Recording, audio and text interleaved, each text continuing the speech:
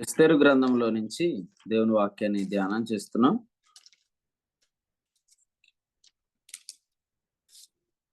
చూడండి,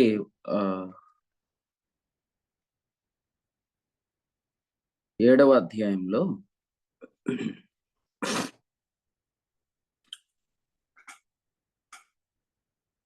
6వ వచనం చదువు. 5, 6 వచనాలు. ఈ కార్యము చేటకు తన మనస్సు దృఢపరుచుకున్నవాడెవడు, వాడేడి అని రాణియగు ఎస్తేరును అడుగుగా, ఎస్తేరు, మా విరోధియగు ఆ పగవాడు దుష్టుడైన ఈ హామానే అనెను. అంతటా హామాను రాజు ఎదుటను రాణి ఎదుటను భయక్రాంతుడైన. రాజు ఆగ్రహం ఉంది ద్రాక్షరసపు విందును విడిచి నగరు వనమునకు పోయిను. ప్రభునందు ప్రియులారా, ప్రభు ఆత్మ మనతో మాట్లాడుతున్న సంగతులను బట్టి ప్రభుకి స్తోత్రంలో ఈ ఉదయకాలం మనం చదువుకున్న వాక్యములో నుండి ఎస్తేరును అడిగినప్పుడు ఆమె మొహమాటం లేకుండా ధైర్యంగా ఆ దుష్టుడు గురించి ఆమె తెలియపరిచింది. దుష్టుడైన ఈ హామానే అనే మాట మనం చూస్తున్నాం. దేవుని యొక్క ఆత్మ మనకు అనుగ్రహిస్తున్న సంగతులను ధైర్యముగా చెప్పటానికి, మనుషులను సంతోషపెట్టకుండా విశ్వాస వాక్యాన్ని మనం ధైర్యంగా బోధించటానికి ఈ ఉదయకాలం దేవుని వాక్యం ద్వారా మనం ప్రోత్సహించబడుతున్నాం.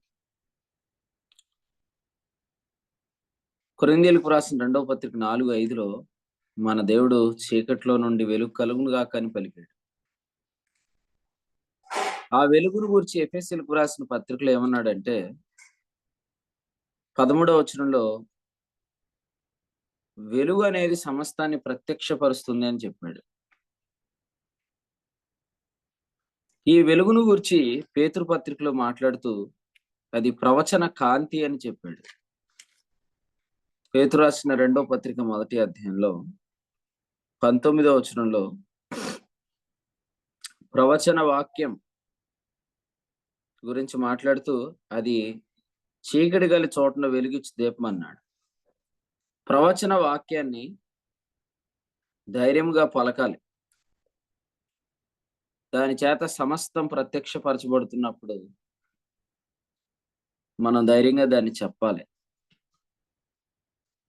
ప్రవచనాన్ని ధైర్యంగా మనం చెప్పకపోవటాన్ని దైవ గ్రంథంలో ప్రవచనమును నిర్లక్ష్యం చేయటం అని చెప్పాడు. ఈ విషయాలు, ఈ వివరాలు కూడా మనం తెస్సలోనికీయులకు రాసిన పత్రికలో నుంచి మనం విన్నాం. 5వ అధ్యాయంలో తెస్సలోనికీయులకు రాసిన మొదటి పత్రిక 21లో ప్రవచించుటను నిర్లక్ష్యం చేయకుడి అనే మాట మనం చూస్తున్నాం. ప్రవచన వాక్యాన్ని, వెలుగును సమస్తము ప్రత్యక్షపరుస్తున్న ఆ వెలుగును మనం ధైర్యంగా చెప్పాలి. అసలు దేవుని యొక్క ఆత్మ కూడా కొరింథీయులకు, తిమోతికి రాసిన 2వ పత్రిక 1:7లో చెప్పినట్లుగా శక్తియు ప్రేమ ఇంద్రియ నిగ్రహం గల ఆత్మ గనుక ఆ ఆత్మ మనకు అప్పగించే సంగతులు మనం చెప్పటం అనేది పిరికితనము లేని ఆత్మ అప్పగించిన సంగతులుగా మనం గమనించాలి. పిరికితనము లేని ఆత్మ అప్పగించే సంగతులను పిరికితనం లేకుండా చెప్పాలి, ధైర్యంగా చెప్పాలి. నిజంగా ఆమె ఈ హామానే అని అనగానే అక్కడ రాయబడిన మాట ఏంటంటే భయక్రాంతుడాయను అనే మాట చూస్తున్నాం. భయక్రాంతుడాయను. దేవుని యొక్క వాక్యాన్ని మనం ఆలోచన చేస్తున్నప్పుడు తిమోతికి వ్రాసిన మొదటి పత్రిక 6వ అధ్యాయంలో ఏం చెప్పాడంటే 13వ వచనంలో పొంతి పిలాతునొద్ద ధైర్యముగా ఒప్పుకొని సాక్ష్యం ఇచ్చిన క్రీస్తు యేసు అన్నాడు. పొంతి పిలాతు యొద్ద ధైర్యముగా ఒప్పుకొని సాక్ష్యం ఇచ్చిన క్రీస్తు యేసు.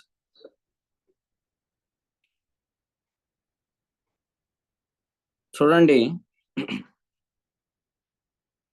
పొంతి పిలాతు యొద్ద ధైర్యంగా సాక్ష్యం ఇచ్చిన క్రీస్తు యేసు అని రాస్తూ అక్కడ ఏమన్నాడంటే, ఆ క్రీస్తు యేసు ఎదుట అన్నాడు. పొంతి పిలాతుని వద్ద ధైర్యంగా సాక్ష్యం ఇచ్చిన క్రీస్తు యేసు ఎదుట, క్రీస్తు యేసు ఎదుట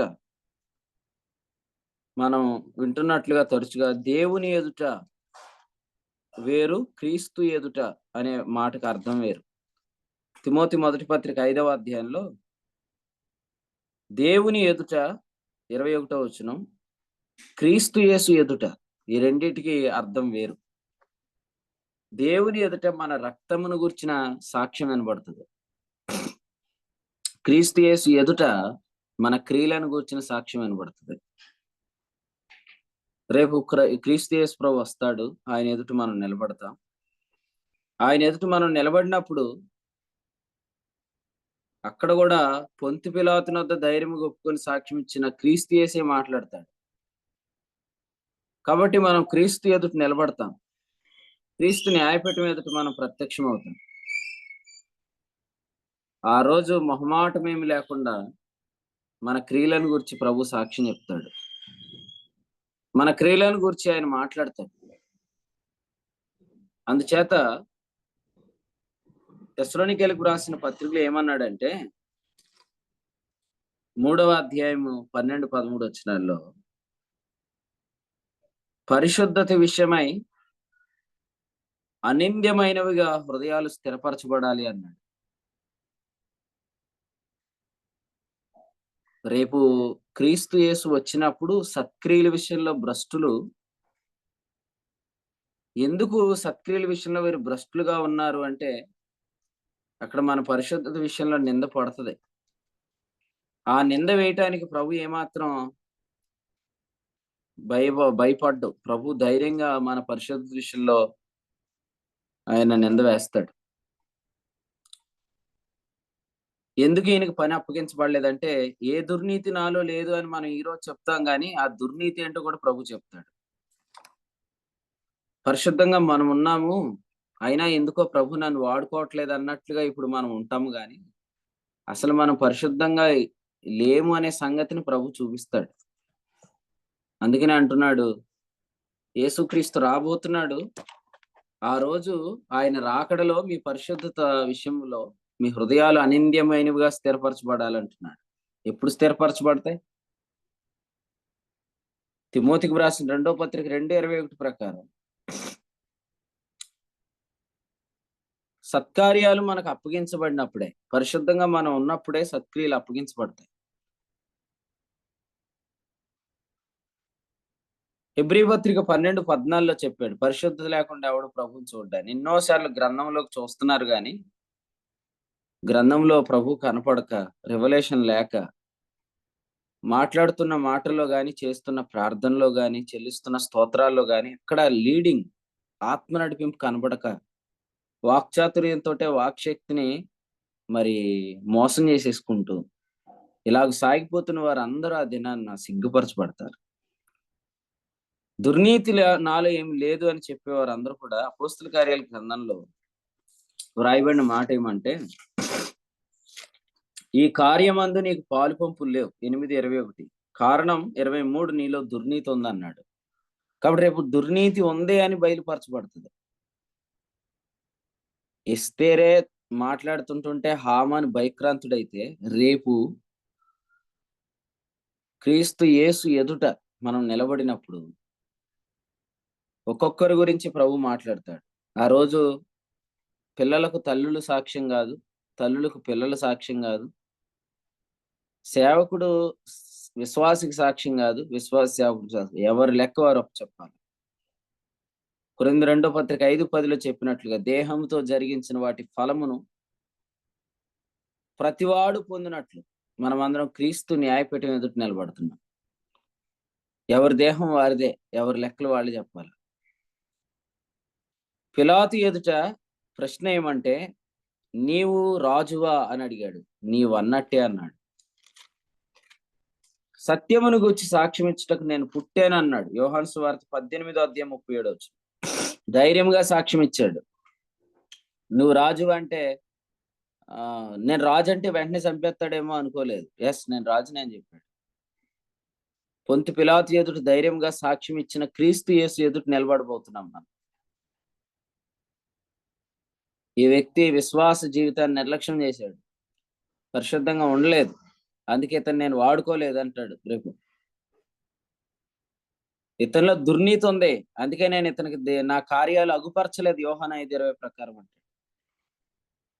ఆ రోజు మంచోడండి అని ఎవరు చెప్పడానికి ముందుకు రారు నీ గురించి. మంచివాడండి మంచివాడండి, రోజు జూమ్కి వచ్చేవాడండి అని ఎవరు చెప్పరు. ఎందుకంటే మన క్రియలే అక్కడ మన సాక్ష్యం. పక్షపాతం లేకుండా క్రియలను బట్టి తీర్పు తీరుస్తాడు. ఇప్పుడు మన పిల్లల్ని ఎవరైనా పరిశుద్ధత విషయంలో నింద వేస్తూ ఊరుకుంటామా? మా అబ్బాయి అలా చేస్తాడా అంటాం. రేపు మరి సత్క్రియలు లేవు, నేను వాడుకోలేదు అని అంటే ప్రభు వేస్తాడు నింద. వీడు తన హృదయంలో అపవిత్రతను ఉంచుకున్నాడు. యెహెజ్కేలు గ్రంథం 14వ అధ్యాయంలో చెప్పాడు, నీ ఎదుట కూర్చున్న వారి హృదయాల్లో విగ్రహాలు ఉన్నాయన్నాడు. హృదయంలో జరుగుతున్న వ్యభిచారం గురించి కానీ, దేహంతో జరిగిస్తున్న పాపం గురించి కానీ అక్కడ రిజల్ట్ తెలిసిపోతుంది. మన క్రియలు ఎప్పుడైతే లేవో వెంటనే ప్రభు ఎందుకు వాడుకోలేదనే దానికి కూడా ఆయన అక్కడ రీజన్ చెప్తున్నప్పుడు, ఆ రోజు మనం మన పిల్లల విషయంలో నింద పడుతున్నప్పుడు మనం వచ్చి మా అబ్బాయి అలాంటోడు కాదండి బాబు అని మనం అంటామా? అంటానికి లేదు. అసలు హామాను తన గురించి ప్రత్యుత్తరం చెప్పుకోలేకపోయాడు, ఎందుకంటే వాడు చేసింది వాడికి తెలుసు. డైరెక్ట్ గా చెప్పింది, వీడు దుష్టుడు వీడే అని చెప్పింది, అంతే.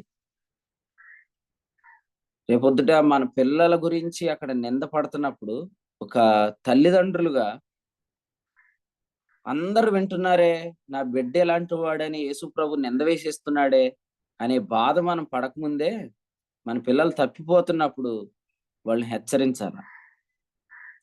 అమ్మా, నిన్ను ప్రభు ఎందుకు వాడుకోవట్లే? నువ్వు మాట్లాడుతున్నప్పుడు నీ ద్వారా ప్రభు ఎందుకు పలకట్లేదు? కారణం అబ్బాయి నువ్వు సరిగ్గా ఉండట్లేదురా అని చెప్పాలి. ఏలి పిలిచి తన పిల్లలను హెచ్చరించలేదు. అలాగే తల్లిదండ్రులు కూడా తప్పిపోతున్నప్పుడు, మన జనవరి 1 కూడా వర్తమానం వచ్చింది కదా, తల్లిదండ్రులను కూడా పిల్లలు మాట్లాడాలి. ఎందుకంటే బయట వాళ్ళకి తెలియకపోయినా కుటుంబ సభ్యులుగా మనకు తెలుసు, విశ్వాస విషయాల్లో తప్పిపోతున్న వారిని మనం హెచ్చరించుకుంటే రేపొద్దుట అందరి ఎదుట ఇప్పుడు మా నాన్న చాలా గొప్ప, మా అమ్మ చాలా గొప్ప అని చెప్పుకుంటున్నామా, రేపొద్దుట ఆయన వచ్చినప్పుడు మీ నాన్న నిజంగా గొప్ప అయితే మరి ఎందుకు సత్క్రియలు జరగలేదు మీ నాన్న ద్వారా అని అడిగినప్పుడు, ఎందుకు జరగలేదంటే కారణం చూపిస్తాడు. ఆ కారణం ఏంటి చూపించినప్పుడు, ఇంతమందిలో మా నాన్న మీద నిందేసేస్తున్నాడు దేవుడు అని మనం ఏమైనా ముందుకు వస్తామా? ఏమి రాము. అందుచేత జబ్దీ మనవడు పట్టుబడ్డాడు. జరహు ముని మనవుడు, జబ్దీ మనవుడు, కర్మీ కుమారుడు ఆకాను పట్టబడ్డాడు. పట్టబడినప్పుడు అక్కడ తాత పేరు కూడా ఉంది. రేపొద్దున మన తాత కూడా, అరే మా మనవడిని అట్లా అంటారేంటి మీరు అని ఇప్పుడు అంటారు, కానీ రేపొద్దున తాతలందరూ చూస్తా ఉంటారు మనవాళ్ళ మీద నిందలు పడతాయి. ఎవరు ఆపలేరు ఆ రోజు. అందుచేత ఆ దినం రాకముందే ప్రభు మనల్ని సరిచేసుకోండి అని చెప్తున్నాడు. కొన్నిసార్లు వాక్యం మాట్లాడుతున్నప్పుడు భయక్రాంతులయ్యేవారు అవుతున్నారు, కానీ హృదయాల్లో తిరుగుబాటు చేసేవాళ్ళు చేస్తూనే ఉంటారు. అయితే ఎవరికి నష్టం? తిరుగుబాటు చేస్తే మనకే నష్టం. కారణం ఏంటంటే సంఖ్య 31:16 చదవండి. తిరుగుబాటు తెగులను పుట్టిస్తుంది. తిరుగుబాటు ఎప్పుడు తెగులను పుట్టిస్తుంది. కాబట్టి యెషయా గ్రంథం 1వ అధ్యాయంలో అన్నాడు, నిత్యము కొట్టబడుచు మీరు ఇంకా ఎలా తిరుగుబాటు చేస్తారు అని చెప్తూ, ఆ తిరుగుబాటు వల్ల వచ్చిన తెగులును గురించి వ్రాస్తూ క్రిందకెళ్ళి అన్నాడు 5వ వచనంలో, తిరుగుబాటు వల్ల ప్రతి వాని నడినెత్తిని వ్యాధి ఉన్నది, ప్రతి వాని గుండె బలహీనమైనది. 6వ వచనం, అరికాలు మొదలుకొని తల వరకు స్వస్థత లేదు, ఎక్కడ చూసినా గాయములు, దెబ్బలు, పచ్చిపుండ్లు, అవి పిండబడలేదు, కట్టబడలేదు, తైలముతో మెత్తన చేయబడలేదు. రెబెలియన్ అని అర్థం ఇచ్చు మరియా అనే పేరు గలవారు యేసు ప్రభు గారిలో 7 ఉన్నారు. అంటే తిరుగుబాటు అంత ఎక్కువగా ఉంది. మరి దాని ఫలితం ఏంటి? యేసుక్రీస్తు ప్రభు ఆయన పరిచర్య చేసిన దినాల్లో మనం చూస్తున్నాము ఎక్కువ మంది రోగులే, దెయ్యాలు పట్టిన వాళ్ళు. ఈరోజు కూడా విశ్వాసం దురాత్మలు ఎందుకు వదలట్లేదంటే, విశ్వాసం ఎందుకు రోగాలు వదలట్లేదంటే తిరుగుబాటు. హృదయాన్ని కురివిందము వలె చేసుకున్నారంట. మాట వినరైరి రోమ 10:16 అంటున్నాడు. సువార్తకు వారు లోబడట్లేదు. రోమా 10:3 దేవుని నీతికి వారు లోబడట్లేదు. రోమాపత్రిక 10వ అధ్యాయం ఆఖరి వచనంలో అన్నాడు, వారు ఎదురాడుతున్నారు అన్నాడు. రాత్రి నేను సుమంత్‌కి ఫోన్ చేశాను వాస్తవంగా. ఉన్నాడేమో అనుకున్నాను. సుమంత్‌కి ఫోన్ చేసి ఇలా చెప్పానన్నమాట. ఆ దినం సమీపించుట మీరు చూసిన కొలది అలా ఎక్కువ చేయమంటే, మీరు మీటింగ్ మానుకొని ఏం చేస్తున్నావు అని అడిగితే, ఏదో చెప్తున్నాడు. గట్టిగానే హెచ్చరించాను. మీరు కూడా గట్టిగానే హెచ్చరించాలి. నాతో ఉన్నవారిని నేను మాక్సిమం హెచ్చరిస్తాను. నాకు తెలిసినోడిని వాక్యం వినకపోతే. మన రేపొద్దుట వీళ్ళందరూ పరిచర్యకు ఆటంకాలయిపోతారు. ఎవరైతే ఈరోజు విశ్వాసాన్ని నిర్లక్ష్యం ఒకప్పుడు వీళ్ళు రుచి చూసారు గదా! దేవుని దివ్య వాక్యాన్ని, రాబోయే యుగ సంబంధమైన శక్తుల ప్రభావాన్ని రుచి చూసారు. అలా రుచి చూసిన తర్వాత వాక్యాన్ని నిర్లక్ష్యం చేయటం వల్ల పరిచర్య దెబ్బతినిద్ది. మన చేతికి దేవుడు పని అప్పగించాడంటే, ఆ తర్వాత మనం చాలా జాగ్రత్తగుండాల. మనం సరిగ్గా లేకపోవటం వల్ల దేవుని పని పాడైపోయింది అనుకోండి. ఆ తర్వాత మనం ఏడ్చే పరిస్థితులొస్తాయి. కొంతమంది వ్యక్తులు ప్రవర్తన సరిగ్గా ఉండకపోవటం వల్ల మనకు పరిచర్యలు పోతున్నాయి. ఇది వాళ్ళు ఒప్పుకోరు గాని చెప్తే, రేపు ప్రభువు ఎదుట ఖచ్చితంగా వాళ్ళు సాక్ష్యం చెప్తాడు ప్రభు. ఇదిగో ఈ వీడి వల్లే పోయింది పరిచర్య అని చెప్తాడు. ఈ అబ్బాయి వల్లే పోయింది పరిచర్య. ఈ అమ్మాయి వల్లే పరిచర్య పోయిందని చెప్తాడు. జెకర్యా గ్రంథాన్ని మీకు మరొకసారి జ్ఞాపకం చేస్తున్నాను. హగ్గయి గ్రంథంలో పని ఆగిపోయింది. కారణాలు ఏమేమో అనుకుంటాం మనం. కానీ 3వ అధ్యాయంలో చెప్పాడు. ఇతని వస్త్రములు మలిన వస్త్రములు అన్నాడు. రేపొద్దున మన వస్త్రం మీదే నింద పడుతుంది. అందుకనే దేవుని పని ఎవరికైతే అప్పగించబడిందో మీరు యథార్థంగా ఉండాలి. అందుకనే మనం రాసిన పాటలో ఉంటది. యథార్థతయే మూలము, పరిశుద్ధతయే ఫలము అని రాశాం కదా! యథార్థత, పరిశుద్ధత వీటి విషయంలో మనము సరిగ్గా ఉండకుండా ఎవరి మీదకో నెట్టేసేసి వాళ్ళ వల్లే పని ఆగిపోయింది, వీళ్ళ వల్లే పని ఆగిపోయింది అంటాం గాని, నీవు పరిశుద్ధంగా లేకపోవటం వల్లే పని ఆగిపోయింది అన్న సంగతి రేపొద్దున క్రీస్తు న్యాయపీఠం ఎదుట వచ్చేస్తది వెలుగులోకి. సమస్తమును వెలుగు చేత ప్రత్యక్షపరచబడుతుంది. మీకు చూడండి, సజావుగా వెళ్ళే పని ఎందుకు ఆటంకపరచబడుతుందంటే, అక్కడ నాయకుడిగా ప్రభు నిన్ను కోరుకున్నాడు. అక్కడ నీ ద్వారా పని జరగాలనుకున్నాడు. నీవు సరిగ్గా లేవు కాబట్టి నువ్వు సరైనంత వరకు పని ఆటంకపరచబడుతుంది. అందుచేత పనిని ఆటంకపరచొద్దు దయచేసి. అది దుర్నీతి. డిలే అనేది దుర్నీతి. మీరు తెలుసుకోవాలి, ఇక్కడ ప్రభువు కొరకు నేనున్నాను. గుర్తుపెట్టుకోండి. తిమోతి మొదటి పత్రిక 3:15లో ఈ లోకములో దేవుని కొరకు సంఘమే ఉంది. ఆ సంఘాన్ని పాడు చేసేస్తే ఎట్లాగా? అలాగే సొదొమలో లోతే ఉన్నాడు. దేహాన్ని అపవిత్రపరుచుకుంటే ఎలాగా? ప్రభు నిన్ను ఉంచింది నీ ద్వారా పని చేయాలని. కానీ నువ్వేమో నీ అవయవాలు తీసుకెళ్ళి అపవిత్రతకు అప్పగిస్తున్నప్పుడు, నీ ద్వారా పని ఆటంకపరచబడి, పని జరగట్లేదన్నప్పుడు, రేపొద్దుట హామాను గురించి ఎస్తేరు చెప్పినట్లుగా నిన్ను గూర్చి ప్రభు చెప్పడా? పొంతు పిలాతు ఎదుట ధైర్యముగా ఒప్పుకొనిన క్రీస్తు యేసు ఎదుట మనం నిలబడబోతున్నాం. అందుచేత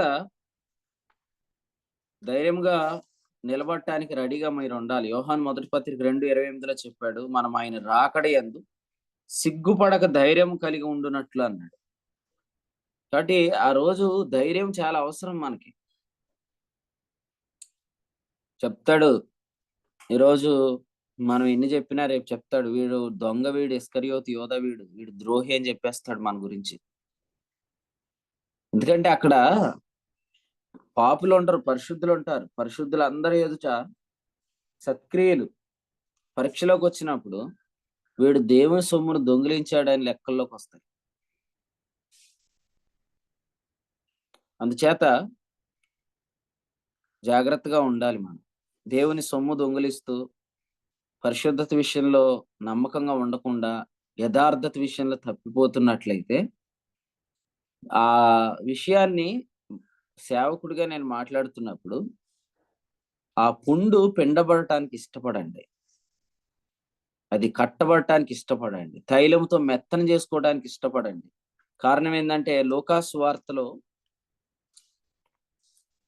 10వ అధ్యాయంలో నూనెను ద్రాక్షరసమును పోసి గాయమును కట్టినట్లుగా మనం చూస్తున్నాం. నేను ఒకసారి వాక్యాన్ని మాట్లాడుతున్నప్పుడు దేవుని ఆత్మ యొక్క వెలుగులో నాకు విషయం అర్థమవుతుంది. వర్తమానం కూడా అలాగే వచ్చింది.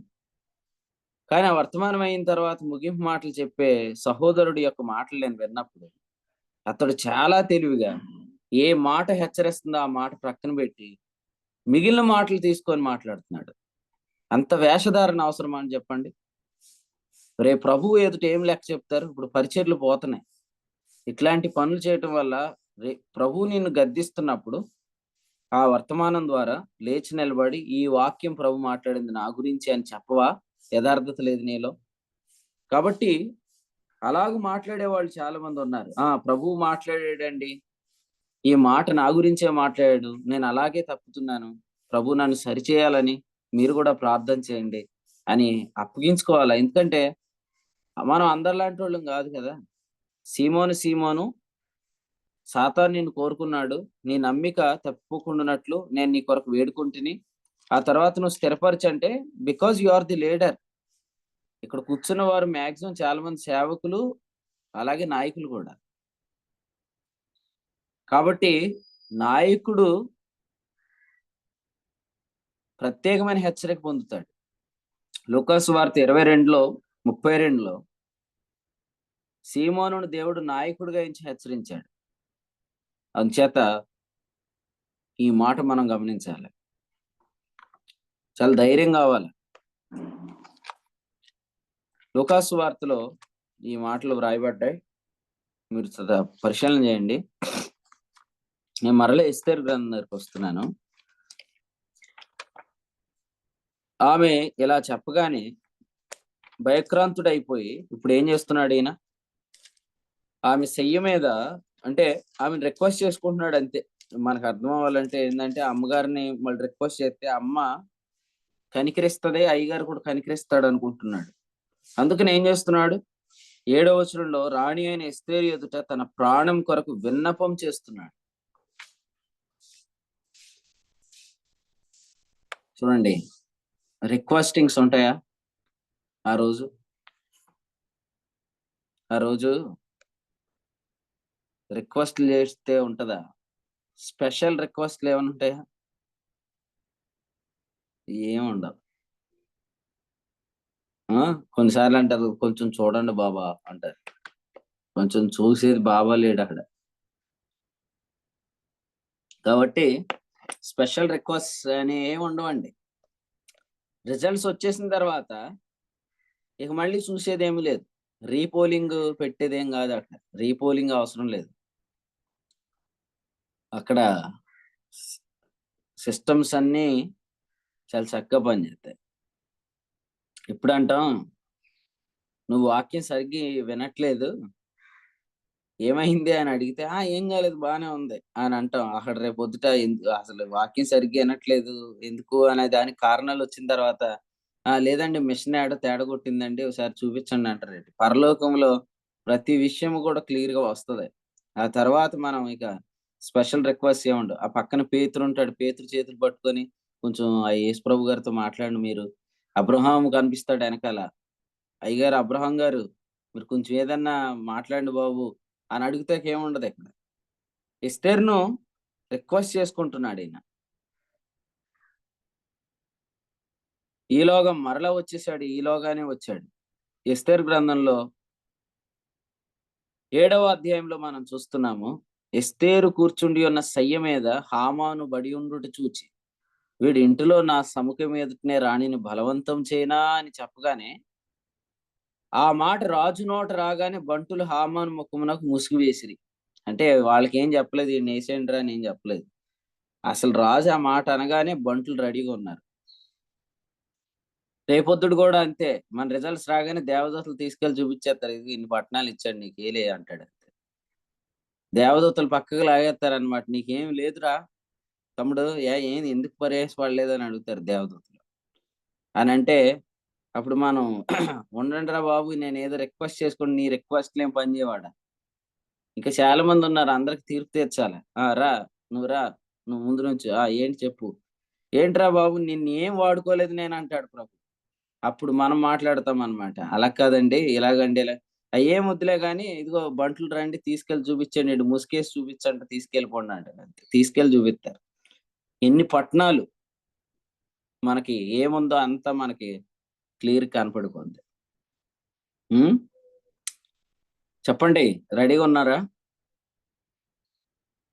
ఎస్తేరు గ్రంథం 7వ అధ్యాయంలో అసలే ఈ బంటులు హామాను తీసుకెళ్తున్నారు కదా, ఈ బంటులు ఎదుట హామాన్ ఇంతకుముందు ఎంత ఓవరాక్షన్ చేసి ఉంటాడండి. ఎందుకంటే అంతకుముందు ఈయనెవరంటే ఈయనకి అందరు లేచి నిలబడాలి. అసలు గొడవ వచ్చింది ఎక్కడ కదా, అసలు విషయం అంతా వచ్చింది ఎక్కడంటే మొర్దెకై లేచి నిలబడట్లేదు.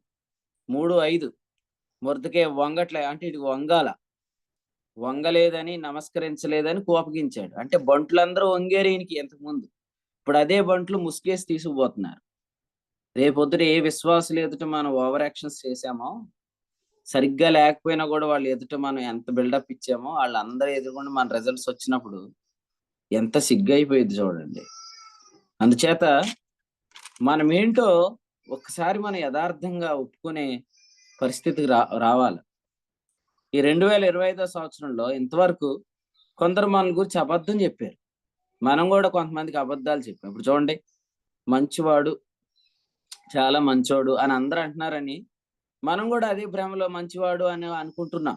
కానీ అసలు ఒరిజినల్ గా అసలు మనం ఎవరు, నేను ఎవరిని, నీ పేరేమి అని అడిగినప్పుడు చెప్పాడు, నేను యాకోబును అని చెప్పాడు. అలాగూ 2025లో యథార్థంగా అసలు నేనేంటి, సరే ప్రజలందరూ నా గురించి ఏమనుకుంటున్నారు, అసలు నేనేంటి, నా గురించి వీళ్ళు అనుకుంటుంది అంత ఉందా, నా సీను అంత ఉందా నాది అని ఒకసారి ఆలోచించుకోవటం మంచిది.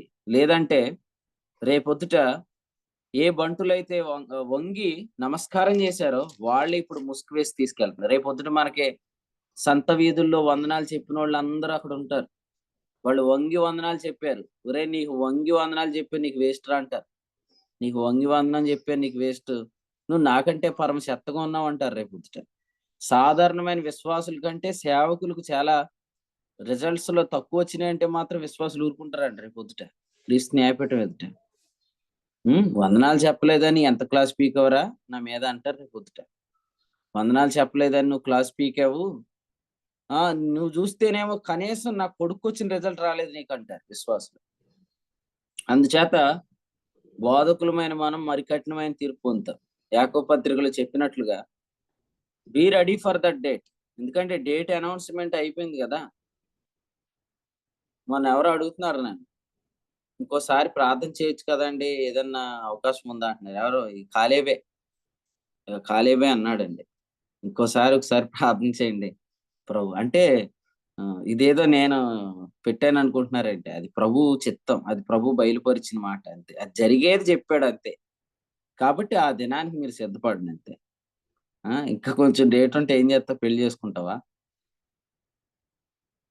వ్యర్థం అని ప్రసంగి చెప్తున్నాడు, సూర్యుని కింద సమస్తం వ్యర్థం. అసలు వివాహం జరగని వాళ్ళు విడిగా ఉన్నారంటే వివాహం కోరద్దని ఉంది బైబిల్లో, మీకు తెలీదా వచనం? వీలైతే దాన్ని ఈ సంవత్సరం వాగ్దాన కార్డుగా ప్రింట్ వేయించుకొని బైబిల్లో ఎడేసుకోండి. విడిగా ఉండితివా వివాహం కోరద్దు అన్నాడు. ఎవరైనా వివాహం అయిన తర్వాత ఇక వివాహం కోరద్దు అనేది ఏమి లేదు వాళ్ళకి. ఇక వాళ్ళని ఏమన్నాడంటే ప్రార్థన చేసుకోవటానికి ఉభయుల సమ్మతి చొప్పున విడిగా ఉండండి అన్నాడు. విడిగా ఉండమన్నాడు కాబట్టి విడిగా ఉన్నప్పుడు విడిగా ఉండినట్టు ఉండాలి తప్ప విడిగా ఉన్నామని వేరే విధంగా ప్రవర్తించకూడదు. మీరు శోధన వచ్చిందా మళ్ళీ కలుసుకోమన్నాడు. వివాహ బంధంలో ఉన్న వారికి ఇలా చెప్పాడు, వివాహ బంధంలో లేని వారికి అలా చెప్పాడు, ఇద్దరికి చెప్పాడు. కాబట్టి ఒకవేళ డేట్ ముందుకు వెళ్ళిద్దాని ఏమో అనుకోవద్దు, కానీ వెళ్తే ఏదో చేసేద్దామని అనుకోవద్దు. ఉన్న సమయం చాలు. అసలు మన ఈ 3 సంవత్సరాల్లో విస్తారమైన పని మన ముందు ఉంది. మరి ఈ విస్తారమైన పని మన ముందు ఉన్నప్పుడు రేపొద్దుట మనకు వందనాలు చెప్పిన వాళ్ళే మనకు ముసుకేస్తే ఎలా ఉంటది? రేపు మనకు వంగి నమస్కారం చేసిన వాళ్ళు ఎదుటగానే మన పరిస్థితులు అన్ని బయటకు వస్తాయి. చాలా ముఖ్యమైన సంగతి ఇక్కడ. రాజుగారికి వచ్చిన కోపానికి ముఖ్య కారణం ఏంటంటే, రాణిని బలవంతం చేస్తున్నాడు అనే మాట ఇక్కడ వ్రాయబడింది. రాణిని బలవంతం చేస్తున్నాడు. అయితే రేపు మనం చూసేది ఏంటంటే, క్రీస్తు తన యొక్క భార్య అయిన సంఘం విషయంలో మనం ఎట్లా ప్రవర్తించామనే దానికి లెక్కలు వస్తాయి. తిమోతి మొదటి పత్రిక 3:15 అన్నాడు కదా, సంఘంలో నీవెలాగు ప్రవర్తించాలి, జనులు ఎలాగు ప్రవర్తించాలి అన్నాడు. ఫుట్ నోట్లు ఏమన్నాడు? నీవెలాగు ప్రవర్తించాలి. ఆయన భార్య ఎడల, ఆయన రాణి ఎడల, ఆయన స్త్రీ ఎడల, ఆయన శరీరం ఎడల మన ప్రవర్తన ఎలా ఉంది? కొరింథీ మొదటి పత్రిక 3:15 అన్నాడు, ఎవడైనను దేవుని ఆలయమును పాడు చేసిన ఎడల వాడిని దేవుడు పాడు చేయను అన్నాడు. కొన్నిసార్లు మనం సంఘంతో మాట్లాడుతున్నామనే స్పర్శ మర్చిపోతున్నాం. అందుచేతనే సంఖ్యాకాండంలో బిలాము గాని, సంఘంతో మాట్లాడుతున్న బోధకులు గాని, మీరు ఒకసారి శకునం చూడటం కాకుండా దేవుని ప్రజ సంఘం అంటే ఏంటో నిర్వచనం తెలుసుకొని నిలబడండి, చాలు, మీకు వర్తమానం వస్తుంది. సంఖ్యాకాండంలో శకునం చూసుకొని వచ్చి మాట్లాడటం కాకుండా ఒకసారి ఏం చేశాడంటే బిలాము అసలు వారు ఎలాగూ అమర్చబడ్డారో చూశాడు. ఎలా అమర్చబడ్డారో చూడగానే దేవుని ఆత్మ అతని మీదకి వచ్చినప్పుడు అతడు ఇక శకునములను చూడడానికి వెళ్ళలేదన్నాడు. So if you know the definition of the church, నీకు సంఘం యొక్క నిర్వచనం అర్థమైతేనే సంఘంతో మాట్లాడాల్సిన వర్తమానం వస్తుంది. సంఘాన్ని మనము ఎలా చూస్తున్నాం, సంఘంతో మనం ఎలా మాట్లాడుతున్నాం కదండి. ఇప్పుడు చమత్కారాలు మాట్లాడుతున్నాం అనుకోండి చర్చ్తో, సంఘంతో మనం సరదాగా ఏలకోలు మాడుతున్నాం అనుకోండి, అప్పుడు మనం ప్రభు యొక్క రాణితో మనం సరదాగా మాట్లాడుతున్నట్టేగా. అందుచేత మనం ఖచ్చితంగా, నేను ఇంతకుముందు కూడా ఈ మాట చెప్తూ ఒళ్ళు దగ్గర పెట్టుకోవాలి మనం అని చెప్పాను కదా. మరి మనం చాలా జాగ్రత్తగా ఉండాలి. మనం ఊరికి ఏమంటామంటే ప్రియులారా అంటాం. ప్రియులారా అంటాం. కొంతమంది ప్రియులారా అనేది నోరు తెరక్క ప్రియురాలా అంటారు. అంటే అదేదో నీ ప్రియురాల్లా మాట్లాడొద్దు. అది దేవుని ప్రియులు, దేవుని సంఘం, జీవం గల దేవుని సంఘం. అందుచేత పౌలు గారు రాసిన ప్రతి పత్రికలో కూడా సంఘమును తో మాట్లాడుతున్నాననే స్పర్శ కోసం సంఘము అనే నిర్వచనం చెప్పుకుంటూ వెళ్ళాడు. కొలసీలో ఉన్న పరిశుద్ధులు అనగా క్రీస్తునందు విశ్వాసులు అని 1:1 కొలసీ పత్రికలో చెప్పాడు. కొరింథీ మొదటి పత్రిక 1:2 ఏం చెప్పాడు? క్రీస్తు యేసునందు పరిశుద్ధపరచబడిన వారై పరిశుద్ధులుగా ఉండుటకు పిలువబడిన వారని చెప్పాడు. మాత్రమే కాదు, ప్రతి పత్రికలో తండ్రి అనే మాట చెప్పాడు. తండ్రి అంటే వీరు కుమారులు అనే స్పర్శ కోసం. అందుచేత మనం మాట్లాడుతుంది పిల్లలతో, మనం మాట్లాడుతుంది ప్రియులతో అనే విషయాన్ని మనం మర్చిపోకూడదు. హామాను ఎలాగ మాట్లాడుతున్నాడు ఆ రాణితో, రాజుకు అర్థమైంది. ఇప్పుడు మన జ్ఞానేంద్రియములు సాధకం ఎలా చేయబడతాయో అలాగే ప్రవర్తన మనం ఎంత కంట్రోల్ చేసుకున్నా మన కన్నులు, ఇప్పుడు చూడండి, వ్యభిచారిని చూసే కన్నులు అలా సాధకం చేయబడితే మన చూపులు అర్థమైపోతాయి. అందుకనే ఈ అబ్బాయి కరెక్ట్ కాదు, ఈ అమ్మాయి కరెక్ట్ కాదని ఎందుకు చెప్తారు? పేతురు 2వ పత్రిక 2వ అధ్యాయం 14 ఏముంది? పాపం మానలేని కన్నులు అని ఉంది. ఇప్పుడు అస్తమాటు చెడ్డ మాటలతో చెడ్డ విషయాలు చూస్తున్న వారు సమాజంలో అందరి ఎదుట సరిగ్గా చూడలేరు. అలాగే ఎప్పుడు చెత్త మాట్లాడుతున్నవారు చూడండి, కొంతమందికి తెలియక కొన్నిసార్లు సంస్కృతం వచ్చేస్తా ఉంటది అనమాట. నోరు ఓపెన్ అయితే సంస్కృతం అంటే తెలుసు కదా మీకు. మొన్న అలాగే నాతో మాట్లాడేస్తున్నాడు పెద్ద ఆయన. నేను అన్నాను, ఏంటది భాష ఏంటది అని అడిగాను అనమాట. అంటే ఆయనకు వచ్చేస్తున్నట్టే ఆయనకు తెలియదు, ఎందుకంటే అందులో సాధకం అయిపోయింది ఆయన నోరు. ఆ చూపులు అలాగే అయిపోయినాయి కొంతమందికి. మరి చూడండి, హామాను ఆ రాణి ఎదుట ఎలా నిలబడ్డాడు, ఆమెతో ఎలా మాట్లాడుతున్నాడు. సామెతల గ్రంథంలో అంటాడు, కన్నుతో సైగ చేయటం అంట, కాలుతో గీకటం అంట. కన్నుతో సైగ చేయటం, కాలుతో గీకటం ఇలాంటి పనులు చేస్తే గుర్తుపట్టరా? ఖచ్చితంగా గుర్తుపడతారు. మనం లోకంలో చేసే సహవాసం ఎక్కువ, సంఘంలో మనం ఉండేది తక్కువ. అందుచేత లోకంలోది మనం ఎక్కువ చేసి సంఘంలోకి వచ్చి ఎంత కవర్ చేసినా దొరికిపోతారు. అందుచేత జాగ్రత్తగా ఉండండి. ఎందుకంటే ప్రభువు మిమ్మల్ని గమనిస్తున్నాడు. మీరు సాధకం చేయబడిన జ్ఞానేంద్రియాలు కలిగిన వారు కాబట్టి, అవి భక్తిలో సాధకం చేయబడితే దేవుని స్తోత్రం. అవి అపవిత్రతలో సాధకం చేయబడితే ఏం చేస్తాం? వాటినే తెచ్చి అక్కడ ప్రయోగిస్తాం. రాజు గుర్తుపట్టేశాడు. మరి రాణిని ఏ విధంగా ఇతడు డైవర్ట్ చేయాలనుకుంటున్నాడు తెలియదు గాని, మాత్రం గుర్తుపట్టాడు. వెంటనే బంటులు తీసుకెళ్లారు. తీసుకెళ్ళగానే చూడండి, ఇక్కడ 9వ వచనంలో ఎలా అంటున్నారు, రాజు ముందర నుండు షండులలో హర్బోనా అను ఒకడు ఏలినవాడా చిత్తగించుము. రాజు మేలు కొరకు మాట్లాడిన మొర్దెకైను ఉరితీయుటకు హామాను చేయించిన 50 మూరల ఎత్తుగల ఉరికొయ్య హామాను ఇంటి యొద్ద నాటబడి ఉన్నది. ఈయనకెలా తెలుసు? ఎందుకంటే ఆ ఉరికొయ్య నాటేటప్పుడు మనోడిని గుణపం పారట్టుకొని రమ్మని ఉంటాడు. కాబట్టి మొత్తానికి అందరికి తెలుసు మనం ఏం చేస్తున్నాం, అందరూ అబ్జర్వ్ చేస్తారు. ఇక్కడ చూడండి, మేలు కొరకు మాట్లాడిన మొర్దెకై అన్నాడంటే అర్థం ఏంటి? మొర్దెకై మేలు కొరకు మాట్లాడ్డా అన్న సంగతి వాళ్ళకి తెలుసు. వీడు ఇంటికాడే సిద్ధపరిచాడని ఎలా తెలుసు? ఇంటికాడ వీడు చేసిన పని తెలుసు. కాబట్టి మనం చేస్తుంది ఎవరికీ తెలీదు అని అనుకోవద్దు. ఎందుకంటే మనల్ని అందరూ అబ్జర్వ్ చేస్తున్నారు. లోతు గురించి అబ్రహాం ఏమన్నాడు? అబ్రహాము లోతుతో మాట్లాడితే ఏమన్నాడండి? నీకును నాకును కలహం ఉండకూడదు అని చెప్పాడు కదా. 13వ అధ్యాయం కదా. అంటే ఏమన్నాడు? అక్కడ ఉంది చూడండి, 7వ వచనంలో, ఆ కాలమందు కనానీయులు పెరిజ్జీల దేశంలో కాపురం ఉంటారు. ఎవరైనా గొడవ అయినప్పుడు చక్కగా మాట్లాడుకుంటే ఎలా ఉంటది? అలా కాకుండా అరిచేస్తున్నారు అనుకోండి, అరిచేత్తా ఉంటే చుట్టూ ఉన్నవాళ్ళు, ఒరే బాబు వీళ్ళు అవిశ్వాసులు రా నాయన, కొంచెం నోరు తగ్గించు, మాట్లాడుకుందాం అని అంటే ఆడు అరిచేత్తా ఉంటాడనమాట. అందుకని ఏమన్నాడంటే, నీకు వందనాలు రా నాయన, నువ్వు ఎక్కడైనా ఉండరా, నేను ఇక్కడ ఉంటాను, నువ్వు ఎక్కడైనా ఉండు అని పంపించేసాడు. కొంతమందికి అవిశ్వాసుల పట్ల భారం ఉండదు. ఇప్పుడు కేకలేసేస్తారు రాత్రి, పొద్దునొచ్చి మళ్ళీ ప్రియులారా అని మైక్‌లో ఊదేత్తారు. రాత్రంతా పదాలన్నీ చాలా సుభాషితాలే. మళ్ళీ ఉదయం రాగానే మా జకరియా అన్నలాగా ఊరికే ప్రియమైన వారలారా అంటారు. జకరియా గారు దుర్భాష మాట్లాడతాడు అంటలేదు. ప్రియమైన వారలారా అది. ప్రియమైన వారలారా అనేది వాళ్ళ పీడి తాత దగ్గర నుంచి తెచ్చుకున్నాడు అది. ఇంకోటి లాస్ట్‌లో ఏమో కన్న తండ్రి వదులుతలేదు ఈళ్ళు. వీళ్ళకేం తెలీదు వీళ్ళు. యథార్థవంతులు వీళ్ళు. కానీ కన్న తండ్రి అంటే ఏంటో అనుకున్నారు? దేవుని చేత సృష్టించబడిన కుమారులు అని. కన్న తండ్రి అనే మాట బైబిల్‌లో ఎక్కడ ఉండదు, మీరు చూడండి. పత్రికల్లో కన్న తండ్రి అనే మాట లేదు. మీరు ఉంటే నన్ను అడగండి. కన్న తండ్రి అని పీడి తాత ఎందుకెట్టాడంటే, దేవుని చేత సృష్టించబడినోళ్ళందరూ ఆయన కుమారులే అంటానికి. ఆయన ఏథెన్స్‌లో కవి ఆయన. సంఘంలో పరిశుద్ధుడు కాదు పీడి తాత. అందుచేత అలా పెట్టాడు. కన్న తండ్రి వదిలేయండి బాబు. కన్న తండ్రి దేవుని పేరిట అనకండి. దేవుని పేరు తెలిసింది కదా, ప్రభువైన యేసుక్రీస్తు నామమున అనాల.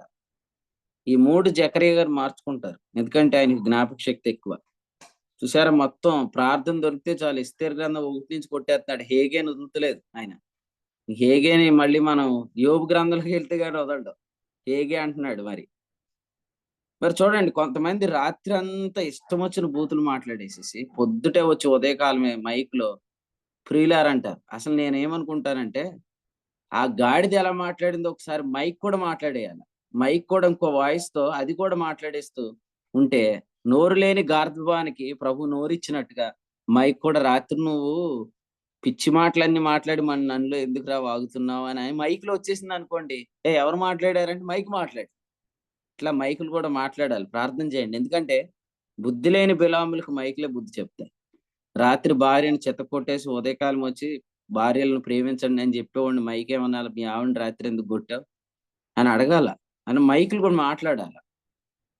ఓయ్ మైకులు మాట్లాడాలని అందరూ ప్రార్థన చేస్తుంటే మీరెవరో వాయిస్‌లు రికార్డ్ చేయకండి. ఆ! అట్లా రికార్డ్ చేసి వాయిస్ పెట్టి దొరికిచ్చకండి ఎవరిని. ఎందుకంటే ఇప్పుడు అందరూ ఏఐ టూల్స్ నేర్చుకుంటున్నారు కదా! ఎప్పుడో ఎవరో మీ గురించి మొత్తం రికార్డ్ చేసి పెడతారు. మీరు వాక్యం చెప్తున్న మధ్యలో ప్రియమైన వారలారా ఆ! ఆగు రాత్రి ఏమన్నావు నువ్వు అని వచ్చేస్తది మధ్యలో వాయిస్. అది అందుచేత కొంచెం ఈ ఏ జనరేషనోళ్ళందరూ రేపు క్రీస్తు న్యాయపీఠం ఎదుట నిలబడతారు. ఆ జనరేషన్ ఎదుట మనం నిలబడబోతున్నాం. అందుచేత మనల్ని అందరూ అబ్జర్వ్ చేస్తున్నారని మర్చిపోవద్దు దయచేసి. మన చుట్టూ కనానీయులున్నారు, పెరిజ్జీలున్నారు. మన మధ్య కలహం ఉండకూడదు. అసలు పెళ్లి ప్రసంగాలు చేసేటప్పుడు భార్యని ముందు పెట్టుకొని వాక్యం చెప్పాలి. అలాగే ప్రేమ మీద, విధేయత మీద వాక్యం చెప్పేటప్పుడు భార్యని ముందు పెట్టుకొని వాక్యం చెప్పాలి. భార్యలు గూడా భర్తలను కవర్ చేయకుండా ఆహ్, ఎక్కడెక్కడ తప్పు చెప్తున్నారో అక్కడ క్లియర్‌గా చెప్తా ఉండాలి. మీరు ఈ వాక్యం చెప్తాకి మీకు అర్హత లేదులెండి అని అనాలా. మీకు అర్హత లేదండి. తప్పండి. మోసం చేయకండి అని చెప్పాలి. అలా చెప్పపోతే రేపొద్దుట అననీయ, సప్పీరా ఏకమైనట్టే కదా! అందుచేత అందరూ మనల్ని అబ్జర్వ్ చేస్తున్నారు. ఆ హర్బోన్ అని ఆయన చెప్పాడు ఏమనంటే, "ఇంటి దగ్గర రెడీ పెట్టావు కదా! ఆడికెళ్ళిపోదాం పద" అన్నాడు అంతే హామాన్ని. "ఒరేయ్ ఆగండ్రా మీరు" అంటున్నాడు హామాను. "పద పద పద అక్కడికే పద." ఆ! ఎవరు తీసుకున్న గొంతులో ఆళ్ళే పడతారన్నట్టుందిది. చూడండి అయ్యగారు ఎంత బాగా సిద్ధపరుచుకున్నాడో. ఇక్కడ మనం చూస్తున్న ఎస్తేరు గ్రంథం 7వ అధ్యాయంలో రాశాడు దేవుని ఆత్మ. హామాను మొర్దెకైకు సిద్ధం చేసిన ఉరి కొయ్య మీద వారు అతనినే ఉరి తీసిరి. ఆత్మ ఎంత అద్భుతంగా రాశాడు. అద్భుతంగా రాశాడు. ఎవరు తీసుకున్న గొంతులో వాళ్ళే పడ్డారన్నట్టు, ఈయన సిద్ధపరిచిన దాని మీద ఆయన్నే తీసుకెళ్లారు. అందుచేత ఎవరికో ఏదో జరగాలని ప్రయత్నం చేస్తే ఏం జరుగుతది? అది మనకే జరుగుతది.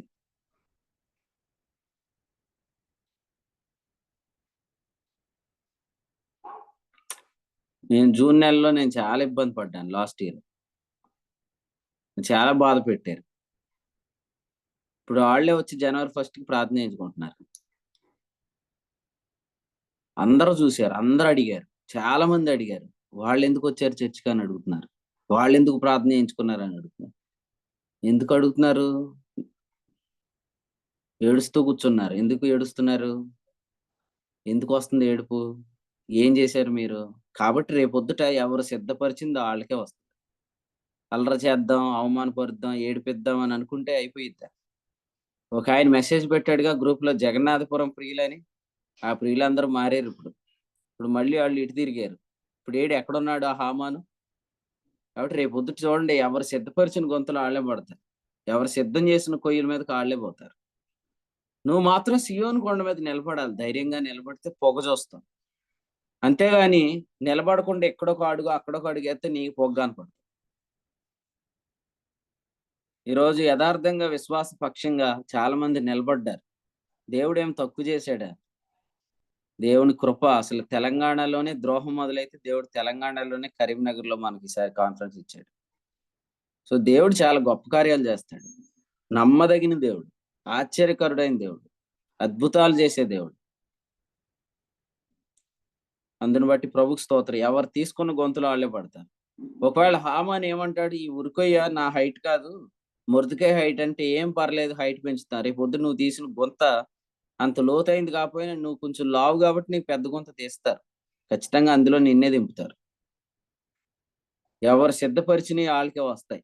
అందుచేత ఎవరో నాశనం అయిపోవాలని ఎప్పుడూ కోరుకోకండి. కారణం ఏందంటే అసలు విశ్వాసుల ఉద్దేశాలయి గాదండి. మేలు కలుగుటకై మన దేవుడు సమస్తాన్ని సమకూరుస్తున్నప్పుడు మనం ఆయన పిల్లలం గదా! ఆ తండ్రికి పుట్టిన పిల్లలం మనం. మనం ఎందుకు ఇతరుల నాశనం కోరుకుంటాం? ఎందుకు ఇతరులకి ఏదో జరగాలని ఎదురు చూస్తా ఉంటాం. వాళ్ళ శరీరాలు వాచాలని. హ్మ్. దేవుని సేవకులు ఎంతో ప్రయాసపడి కట్టిన సంఘాల్లో ఈరోజు అన్యాయం జరుగుతున్నప్పుడు దేవుడు చూస్తూ ఊరుకుంటాడా? వారి సంతానము భిక్షమెత్తుట నేను చూడలేదన్నాడు. దేవుడు న్యాయం చేస్తాడు. అలాగే ప్రభు సహాయం చేయను గాక. మీ జీవితాల్లో కూడా అదే నిరీక్షణ పెట్టుకోండి. ఎవరు మిమ్మల్ని ముంచేయాలని ప్రయత్నం చేశారో దేవుడు వారి చేతనే మీకు సన్మానం జరిగేటట్టు చేస్తాడు. ముందు అధ్యాయంలో మొర్దెకైని ఊరేగించాడు. ఆ తర్వాత అధ్యాయంలో మొర్దెకైకి సిద్ధపరిచిన దాని మీద ఉరివేయబడ్డాడు. యోసేపు హెచ్చించబడినప్పుడు ఆ స్త్రీ లేదా? ఉంటదా? ఉండదా? ఖచ్చితంగా ఉంటది. బియ్యం సంచట్టుకొని రేషన్ షాప్ దగ్గర నిలబడినట్టే వచ్చే ఉంటది ఆ రోజు. కాకపోతే ముఖం మీద ముసుగేసుకుంటది. వేసుకున్నా గుర్తుపట్టడా యోసేపు? యోసేపు గుర్తుపడతాడా? ఆమె గుర్తుపడుతుంది. కాబట్టి రేపొద్దున మనల్ని ముంచినోళ్ళందరూ అక్కడికొస్తారు. ఇక్కడ చెప్పిన అబద్ధాలు జనాలకి చెప్తారా? చెప్పలేరు గదా! రేపొద్దుట అక్కడ అందరి ఎదుట వారు మనల్ని ప్రభువా అని పిలిచే స్థితికి దేవుడు నిన్ను తీసుకొస్తాడు. అందుకనే యథార్థంగా, నమ్మకంగా ఉన్న మీరందరూ ధన్యులు. ఇంకెవరైనా ఉండకపోతే ధన్యులుగా ఉండాలని కోరుకుంటున్నాను. సిద్ధపరిచిన దాని మీదే ఈయన చచ్చిపోయాడు. అది మనం చూస్తున్నాం. ప్రభువు స్తోత్రములు. ఈ వచనము ప్రభు మనందరి వినికిడిలో నేడు నెరవేర్చును గాక. ఈ వాక్యము నిజంగా ప్రభు ఈ దినం నెరవేరుస్తాడు. నెరవేర్చితేనే గాని ఆయన ఊరకుండడు. ఎప్పుడైనా వర్తమానం రాగానే ఇలా అనుకోవాలి. నేటి దినమున ఆయన దాన్ని నెరవేర్చితేనే గాని ఊరుకోడు. బై ద ఈవినింగ్, సాయంత్రం మనం రాత్రి పండుకునే లోపు ఈ వాగ్దానాన్ని ప్రభు మన జీవితాల్లో నెరవేరుస్తాడు. అట్లా నమ్మాలి వాక్యాన్ని.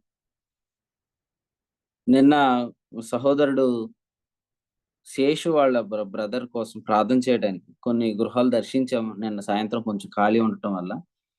అప్పుడు ఆ సహోదరుడు కాలుకి చాలా పెద్ద గాయమై పడుకొనున్నాడు. ఇది మూడో యాక్సిడెంట్ రీసెంట్‌గా.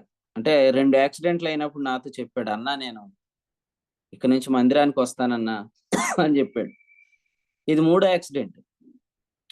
రాత్రి నేను అక్కడ నిలబడినప్పుడు, నేను ప్రార్థన చేస్తున్నప్పుడు ఉదయం ప్రభు ఇచ్చిన వాక్యమే ప్రభు నాతో మాట్లాడుతున్నాడు. ఇతనికి ఎందుకిలా జరిగిందంటే, ఉదయం చెప్పిన వర్తమానం ఏంటి? పరిశుద్ధుల ప్రార్థనల గురించి చెప్పాడు గదా! సో, శేషు ఈ అబ్బాయి కొరకు ప్రార్థన చేస్తున్నాడు. కానీ ఈ అబ్బాయి దేవుని మాట వినట్లేదు. అందుకే దేవుడు ఈ అబ్బాయిని కొట్టాడు అని నాకు క్లియర్‌గా వచ్చింది. నేను క్లియర్‌గా చెప్పాను. వాళ్ళ తల్లిదండ్రులు ఎదురుగుండా అని చెప్పాను. నీ ఎముక విరగకుండా నీ నరం మాత్రమే చిట్లిందంటే ఇంత పెద్ద యాక్సిడెంట్‌లో, ఇది దేవుడే కొట్టాడు నిన్ను. కారణం మీ అన్న నీ కొరకు ప్రార్థన చేస్తున్నాడు. అదే విషయం మరలా నాకు రాత్రి నేను పండుకునేదాకా ఇద్దరి గురించి చెప్పాడు ప్రభు నాకు మరలా. కాబట్టి మీకు ఉదయం వస్తున్న వాక్యం ఆ దినం ఖచ్చితంగా నెరవేరుతది.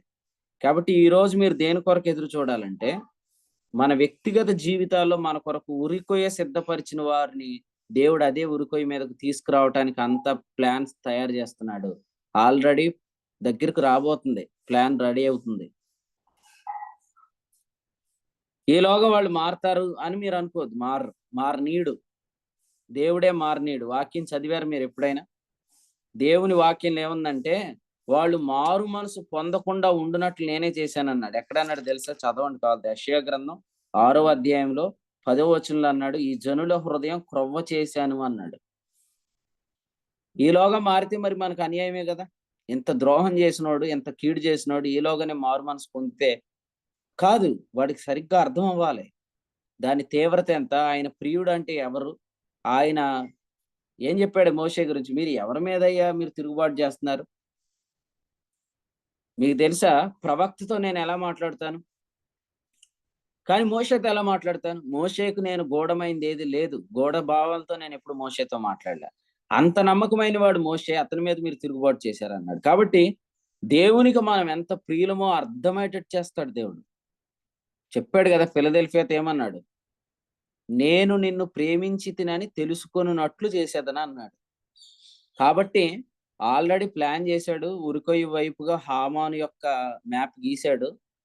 ఇంకొక 2 రోజుల్లో, 3 రోజుల్లో జరగబోయే కార్యము మనకు ఆల్రెడీ బయలుపరిచాడు. ఈలోగానే వాళ్ళు మార్పు చెందుతారని, మార్పు చెందకుండా దేవుడు హృదయం కఠినం చేస్తాడు. ఎందుకంటే ఎవరితో మనము ఢీకొడుతున్నామో, ఎవరి జోలికి వెళ్తున్నామో జాగ్రత్తగుండాలి. అపోస్తల కార్యాల గ్రంథంలో చెప్పాడు. గమలీయేలు చెప్పాడు ఏమనంటే, వారి జోలికి పోవద్దు. వారి జోలికి పోవద్దు. అపోస్తల కార్యాలు 5:38 ఈ మనుషుల జోలికి పోవద్దు. జోలికే పోవద్దు. మీరు చదవండి. ఇంకొక మాట కూడా చెప్తాను. యోసేపు అన్నలు అనుకున్నారంట, ఎప్పుడు యోసేపు ఇంతగా యోసేపుని కూడా వాళ్ళు గుర్తుపట్టలేదు. కాకపోతే వాళ్ళు మరి కర్మ సిద్ధాంతం బాగా నమ్ముతున్నారేమో, మనం చేసింది మన మీదకి వచ్చింది అనుకుంటున్నారు గానీ, ఎవరి విషయంలో చేశారో వారి ద్వారానే వస్తుందని వాళ్ళకి తెలీదు. అలా తెలిస్తే దేవుని సిద్ధాంతం, లేకపోతే కర్మ సిద్ధాంతం. మనిషికి ఫస్ట్ నుంచి పాపం వల్ల వచ్చిన మనస్సాక్షి వల్ల కర్మ సిద్ధాంతాన్ని మనిషి స్వభావంగా నమ్ముతాడు మతం రాకముందే. అందుకనే అనుకుంటున్నారు, ఒరేయ్! మనం మన తమ్ముడిని చాలా బాధ పెట్టాం. ఈరోజు అది దేవుడు మన నెత్తి మీదకి తెచ్చాడనుకున్నారు. మీరు చదవండి, కీర్తనల గ్రంథంలో యోసేపు బాధను కీర్తనాకారుడు ఎలా రాసాడంటే, అసలు యోసేపు ఎంత వేదన పొందాడంటే సంకెళ్లతో బంధించబడినట్లుగా, గొలుసులతో బంధించబడినట్లు అంత బాధపడ్డాడు. ఆ వేదన ప్రభు చూసాడు. వేదన ప్రభు చూస్తున్నాడండి. కన్నీరు ప్రభు చూస్తున్నాడు. మన బలహీనతలందు ఆయన మనతో సహానుభవం లేనివాడు కాదు. హెబ్రీ పత్రిక 4:16. అందుచేత మన జోలికి ఎవరొచ్చినా గూడా ప్రభు ఈ విషయంలో నమ్మకంగా పనిచేస్తాడు. అపోస్తల కార్యాలు 5వ అధ్యాయంలో గమలీయేలు చెప్పాడు, ఆళ్ళ జోలికి వెళ్ళొద్దు. ఇది దేవుని వల్ల కలిగిందాయన, మీరు దాన్ని వ్యర్థపరచలేరు. అందును బట్టి ప్రభువుకు స్తోత్రం చెల్లిద్దాం. ఇక మనం ముగించుకునే ముందు ఎస్తేరు గ్రంథంలో 7వ అధ్యాయంలో 5వ వచనాన్ని మరలా జ్ఞాపకం చేసుకుందాం. ఈ కార్యం చేయుటకు తన మనసు దృఢపరుచుకున్నవాడెవడు? వాడేడి అని రాణియగు ఎస్తేరును అడగ్గా, మా విరోధియగు ఆ పగవాడు దుష్టుడైన ఈ హామానే అనెను. కాబట్టి ఎస్తేరు కలిగిన ధైర్యం మనకు కూడా ప్రభు కలిగించును గాక. మన జీవితాల్లో ప్రభు ఆత్మ అలాగూ కార్యాలు జరిగించును గాక. మొహమాటం లేకుండా వాక్యం చెప్పండి. మొహమాటం లేకుండా మీరు వర్తమానం చెప్పండి. మిమ్మల్ని ఎవరు పిలిచినా వాళ్ళని సంతోషపెట్టాల్సిన అవసరం లేదు. మిమ్మల్ని పంపించిన వాడిని సంతోషపెట్టాలి. పిలిచిన వాడిని కాదు, పంపించిన వాడిని సంతోషపెట్టాలి. కాబట్టి మీరు ఎక్కడ నిలబడినా దేవునాత్మ మీకు ఏం అప్పగించాడో వాటిని చెప్పండి. అలాగ చెప్పడానికి ప్రభు మీకు సహాయం చేయను గాక.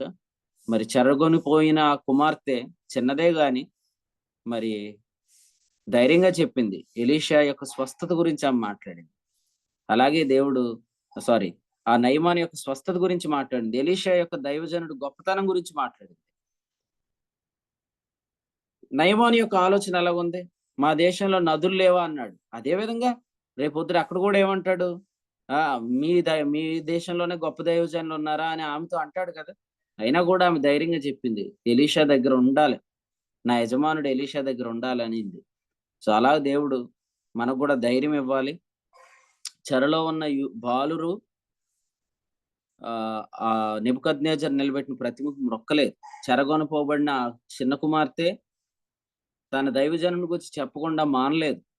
అలాగే రాణి అయిన ఎస్తేరు కూడా చాలా ధైర్యంగా మాట్లాడింది.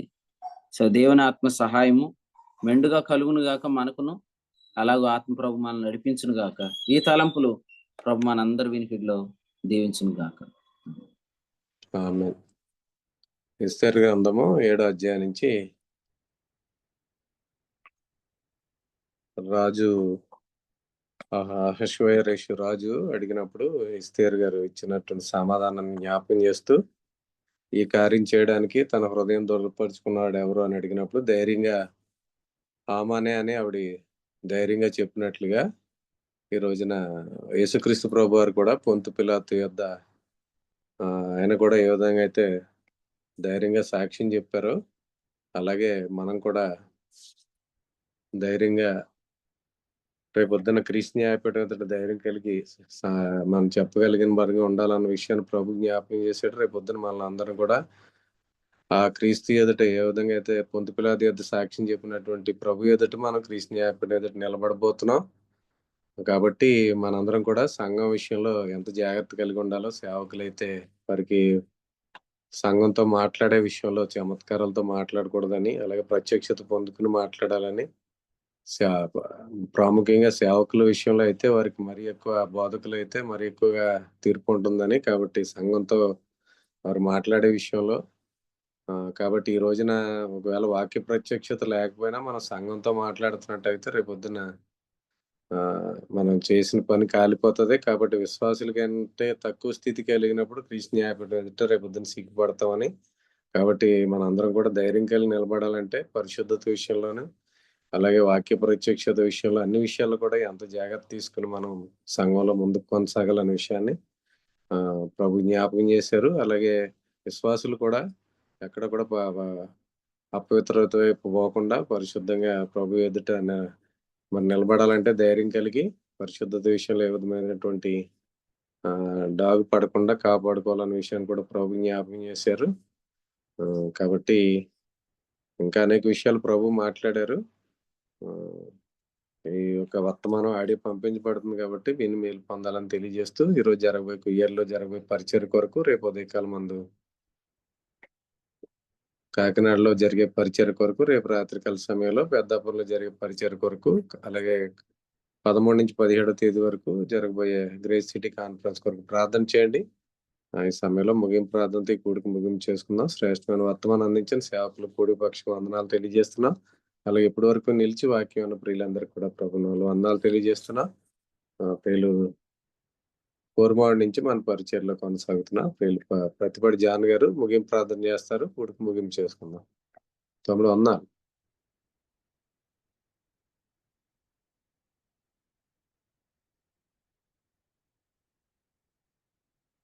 తమ్ముడు వందనాలు. చేస్తున్నావా?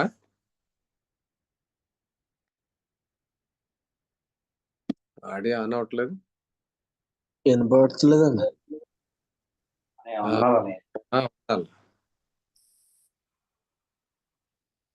ప్రార్థన చేసుకున్నాడు.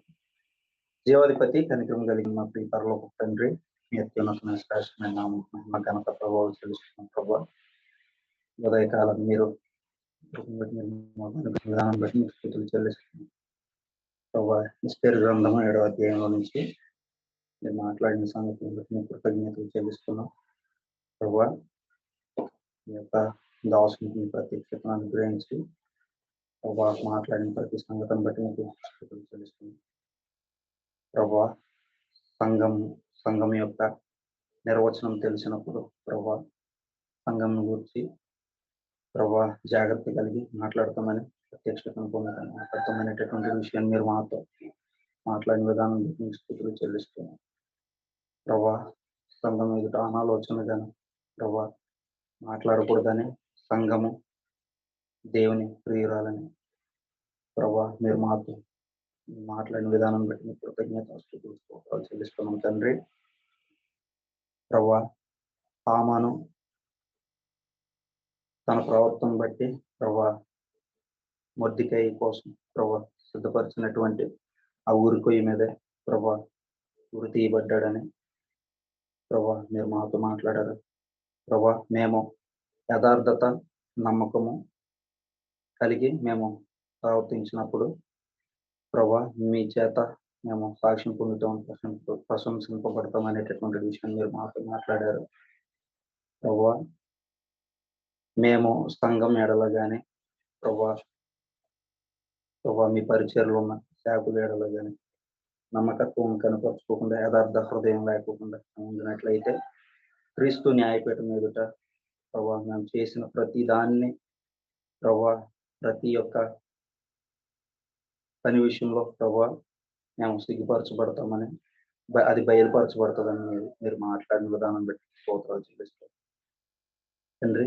మెట్టుకో ప్రభా ఈ అధ్యాయం నుంచి మీరు మాకు అనుగ్రహించిన ప్రతి సంగతిని బట్టి మీకు కృతజ్ఞతాస్తుతులు చెల్లిస్తున్నాం ప్రభా. మీ యొక్క ప్రజలకు వ్యతిరేకంగా ప్రభా పనిచేసినటువంటి హామాను తన జీవితంలో నష్టం తెచ్చుకున్నాడు ప్రభా. రాజు అగ్ని చేత ప్రభా ఊరు తీయించబడ్డాడు ప్రభా. మేము మీ యొక్క సంఘం ఏడల ప్రభు మీరు అప్పగించిన పని ఏడల మేము నమ్మకం కలిగి ఉన్నట్లు మీరు కృపను అనుగ్రహించడం సమస్తమైనటువంటి మహిమ ఘనత ప్రభావం మీకు ఆరోపిస్తున్నాం తండ్రి. మీ యొక్క లేఖనము, మీ యొక్క ప్రభా వాక్యము మా జీవితాలు మేము వాగ్దానం వస్తున్నప్పుడు వాటిని మేము నోటితో ఒప్పుకొని ప్రభా అవి మా జీవితంలో నెరవేర్చబడతాయి అనేటటువంటి విశ్వాసం కలిగి మేము ఉండడానికి సహాయం అనుగ్రహించండి. ఎందుకంటే మీరు మాకు చేసినటువంటి వాగ్దానాలు మీరు నెరవేర్చు సముద్రం ఉన్నారు ప్రభువా. మీరు మాకు అనుగ్రహించున్నటువంటి వర్తమానంలో మా జీవితాలు మీరు నెరవేర్చు దేవుడై ఉన్నారు. మీరు బట్టి మీకు కృతజ్ఞతలు తెలుస్తున్నాం.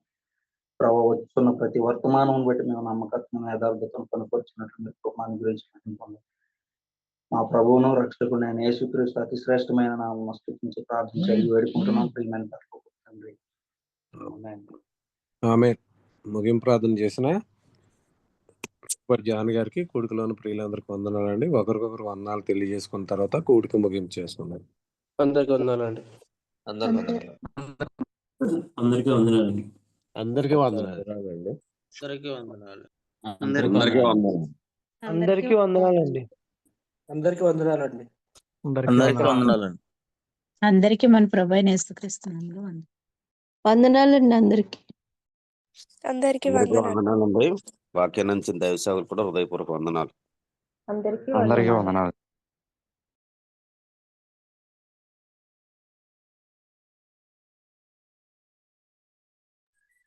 అందరికీ వందనాలు.